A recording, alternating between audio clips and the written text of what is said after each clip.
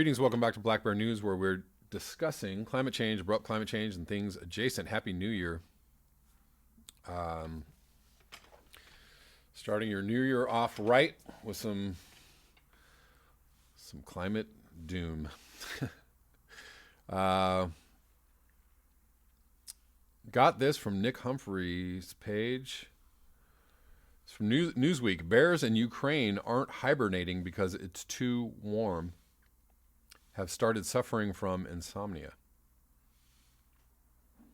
It seems to be a growing theme that bears are in trouble all over the world. Abnormally warm weather is affecting the hibernation activity of Ukraine's brown bears. Conservationists have said in a Facebook post, Sinever National Nature Park in southwest Ukraine said, winter is a period when all bears should be dormant. However, in its rehabilitation center, just 3 are currently hibernating. This bearish insomnia is affecting 29 of the 32 bears housed in the center.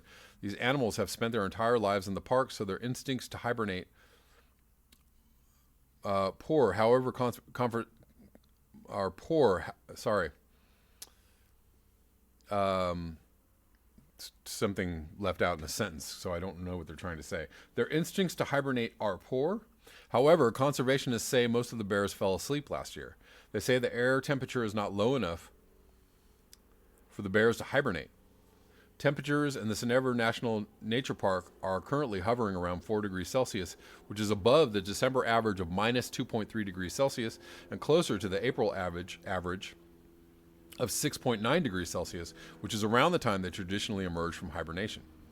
The park statement said the region has only experienced one cold week, which is when the 3 bears managed to enter a state of hibernation. The rest, they say, are waiting for the frost. The outside temperature can be an important indicator for bears when it comes to determining when and for how long they hibernate. In the weeks leading up to hibernation, studies have shown the bear's heart rate and body temperature will start to drop and physical activity will decline. As temperatures approach zero and snow arrives, animals find themselves a den to hunker down for the winter. This begins a period of hibernation during the winter months. According to the National Park Service, the length of time a bear will hibernate varies according to species, ranging from a few days or weeks, black bears in Mexico, to 6 months plus brown bears in Alaska. The process allows them to survive food shortages and snow cover during the winter months as well as the season's cooler temperatures. Climate change appears to be altering the behavior of animals like the black bear, which hibernate for shorter periods of time and exit the den earlier when weather is warmer. For every degree Celsius of winter warming, black bear hibernation decreases by 6 days. This means by 2050, the average length of bear hibernation in Colorado could decline by 15 to 39 days, scientists wrote in the Journal of Applied Ecology in 2017. They believe similar assumptions can be made about other hibernating animals elsewhere.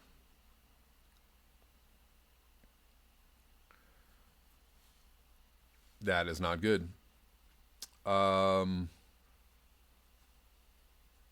This is from Truth Out. Stop the spread of liquefied natural gas before it's too late. This is from December 28th, 2019. Liquefied natural gas, LNG, is a potential disaster in the making. That's the conclusion of a new report by Physicians for Social Responsibility, which surveyed an abundance of research on LNG's threats to public health. LNG is natural gas that is filtered and supercooled to minus 260 Fahrenheit, turning it from gas to liquid. That makes it easier to transport in special cryogenic tankers when pipelines aren't an option, such as for overseas shipping. But while the fracking that extracts the gas and the pipelines that often move it have generated well-deserved controversy, the risks of LNG haven't gotten as much attention. They deserve more. The new report finds significant risks from the extraction process, including gas leaks and air pollution, further pollution from the liquefaction process, and is it liquefaction or liquefaction? Anyways, and serious risks of fires and explosions. And I mean serious. A full LNG tanker carries the energy equivalent of 55 atomic bombs. If one caught fire or exploded in a populated area, it can make an oil spill look like a picnic. Even without exploding, the gas poses serious risks to our climate and health. LNG is primarily composed of methane, a greenhouse gas that is 84 to 87 times more powerful than carbon dioxide over a 20-year period, which makes it a major contributor to climate change. And the fracking process, the report adds, injects a further slurry of chemicals into the surrounding environment. Many are known to contribute to strokes, cancer, and asthma. LNG export facilities are often located in areas already plagued by dangerous levels of pollution from energy and industrial facilities, often areas with mostly African American, Native American, Hispanic, or low-income families. Facilities may also be sited close to schools and nursing homes. Such proximity, often reflecting these communities' lack of political power, intensifies the impact on vulnerable populations and people with pre-existing health conditions, the report notes. These communities are also more likely to lack the resources to address environmental health concerns. Despite these dangers, there has been a boom in LNG production in the United States over the past 15 years. According to federal regulators, there are over 110 LNG facilities operating in the United States. The United States is exporting record amounts of LNG to the global market right now, and there are plans to expand LNG facilities in many parts of the country. Meanwhile, the Trump administration is pushing an ill-advised proposal to transport LNG by rail. Expanding these projects would increase pollution, put human health at risk, and increase the risk of catastrophic fires and explosions. It would also sink billions of dollars into infrastructure that would lock the United States into greenhouse gas emissions for decades to come. Thanks to the Trump administration's systematic rollback of critical health and safety protections, we simply don't have the safeguards to protect ourselves or our planet from fracking, pipelines, or LNG. As PSR's new report makes clear, LNG poses a grave risk to our planet, our health, and our future. Instead, we need to demand healthy solutions for our communities.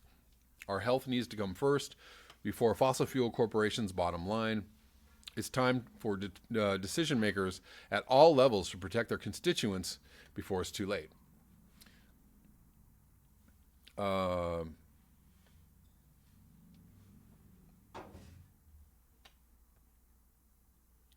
So over under on whether that's going to happen. Whether the decision makers are going to protect their constituents. What say you, audience? Lastly, this was linked by a viewer in the comment section. This is just wild to me.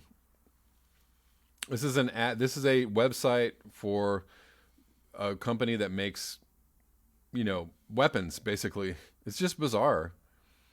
They're just, it's just like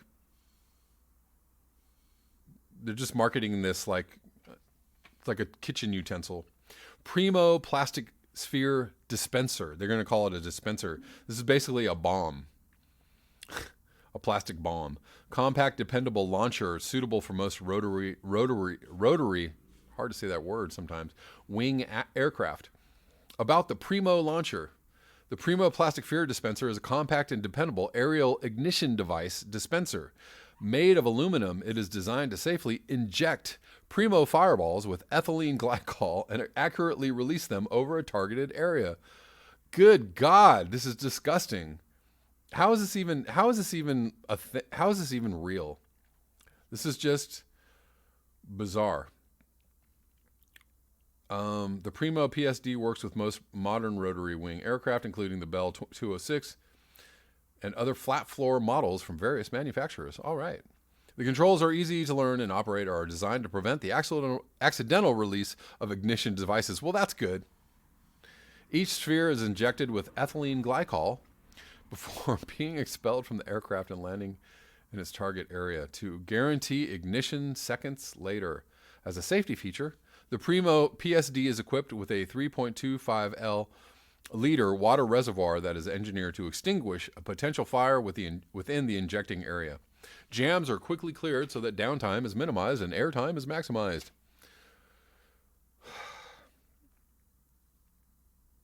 I don't know. This just, I can't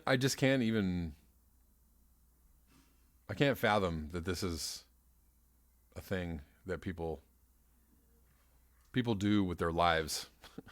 That people actually go to work or go to work in a factory or actually sit around thinking about this stuff. The only reason I can think is that, we're going to make a lot of money with this. We're going to get a government contract. This is because the government funds death and calls it safety or security or defense. Yeah, this is just death. So, how's that to start your new year with?